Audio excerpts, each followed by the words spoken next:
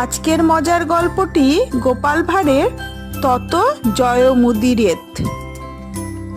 এক চালাক বামুনের একটি পুরনো পুঁথি ছিল। পুঁথিখানা বাংলা অক্ষরে লেখা হলেও আসলে সংস্কৃত ভাষায় রচিত। এই একখানা পুঁথি দেখিয়ে ওই চালাক পণ্ডিত চাষাভূষদের মধ্যে তার পাণ্ডিত্য জাহির করত।